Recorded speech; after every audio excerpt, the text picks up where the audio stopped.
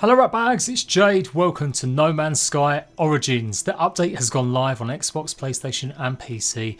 It is considered a 3.0 reboot of No Man's Sky. There is so much to cover here, guys.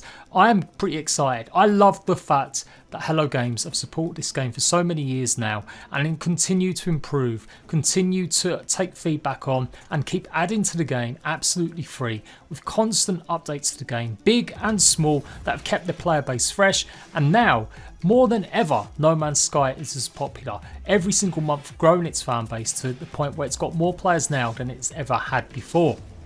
This is what a good developer looks like. They made mistakes, they learned from them, and they've improved their game, they improved their community, and it absolutely shows now. So this update, I can't applaud them enough. I sometimes get accused of ragging on devs too much, but only the really shit ones. No Man's Sky is proving beyond doubt that it is one of the best supported live service games. It may not be the game for you, but in terms of actual support, in terms of keeping a game running for years and years with content for absolutely free, there is absolutely hands down no other developer doing this kind of work in the survival space exploration genre at the moment. So what has it got inside it? Well, more varied universe. You've seen the trailer, pretty much everything has been revamped. There's going to be new planets. Your solar systems will have new planets. The planet that you're on may have slight changes, but don't worry, your base and everything else will be safe. There just might be changes to the actual planet itself. Terrain, fauna, everything you can think of. Proper live volcanoes, sandworms have all been added.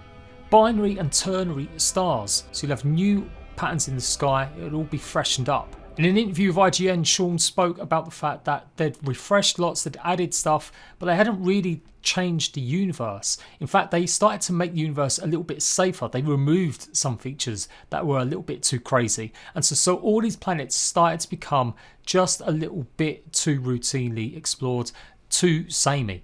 When you couple today's update with all the other smaller updates they've had, like 6 or 7 in the last year and a bit, just adding new desolation ships, the living ships to go and get hold of, all the other stuff like the synthesis update, it's a huge amount of stuff. And this is it, this is their big update this year, but that doesn't mean they're not going to stop. They're probably going to keep adding smaller ones. They've said they're in lockdown, they're at home, and I guess they're kind of just working on a lot of the stuff they know, while their other team, they've got half their team working on their next big feature as well.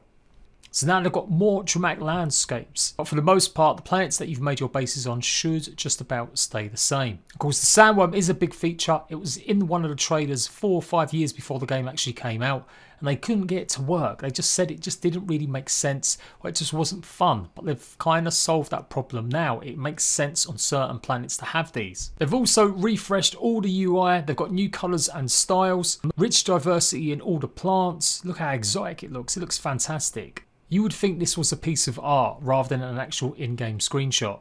It just blows my mind that we've got this kind of stuff going on. New creatures and the fauna might even run through the planet now. You might even be able to find plants and stuff in the ground. New creatures look absolutely as bonkers as they've always looked.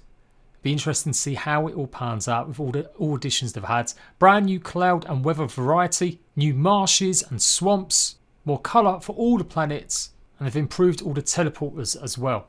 They've added some changes to photo mode with new filters too, and they've added brand new structures for you to go and explore. Colossal archive buildings. These vaults are data, treasure and long forgotten ruins. Here you'll be able to find cultural and literal histories, and it looks pretty interesting. I love the design of some of this stuff. They'll also have new infestations on some of these planets. There'll be new vegetative growth, and so they're going to be much more dangerous. New atmospheric illumination and lighting across the board. More abandoned and ancient settlements can now be discovered on dead and anomalous planets, increasing the range of planets available for missions and exploration. The volcanoes look absolutely bonkers. I want to find one of them for sure. Firestorms that will ignite the actual temperature, the surface of the planet, because it's just simply too hot. Storm gameplay effects have been adjusted.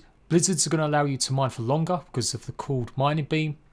You'll be able to sprint further in toxic storms with assistance from the exosuit gas processing technology, or get jetpack efficiency improvements when superheated atmospheres, and mine additional substances during high times of radioactivity. There's a bunch of new items and crafting. They've reduced a lot of the clutter, and you will find a lot more stuff under the ground, as I said. They've adjusted the terrain as well to improve a lot of the stuff as well, to make it just a little bit more detailed and interesting. And while a small change, it's definitely still much welcomed. Here's No Man's Sky before, and now take a look at it there. Now, much more foliage, much more density, more flowers, just makes everything look a lot more alive.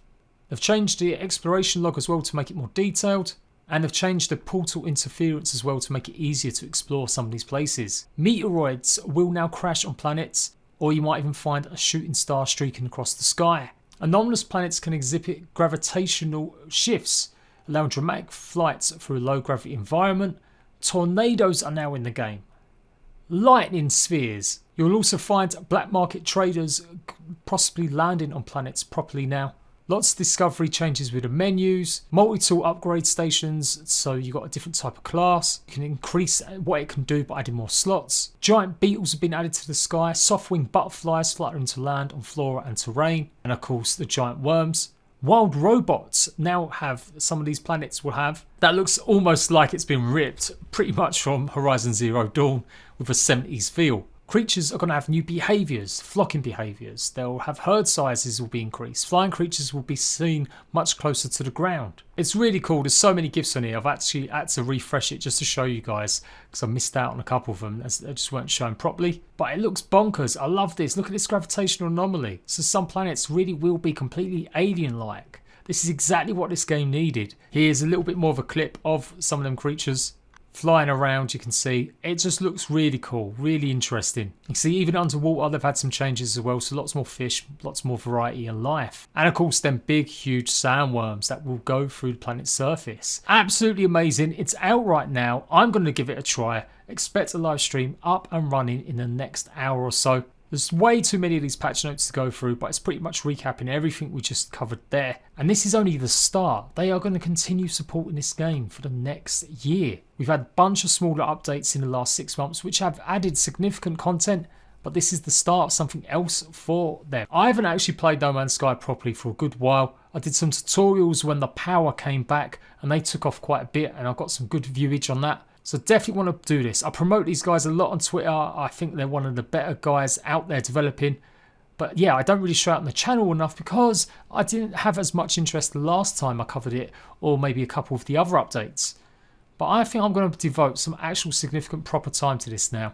We're going to start off from scratch, see what all the changes are like for someone who's returning to the game who hasn't been playing it regular. But I want to know what you think about it. If you've been playing this constantly, what do you think about all these changes? Is it going to make the experience even better for you now? I can't see how it will fail to do so. So there we go guys, updates live. I haven't seen how big the sizes are, etc. But I can't imagine it'll be too big as the game's only about 10 GB as it is.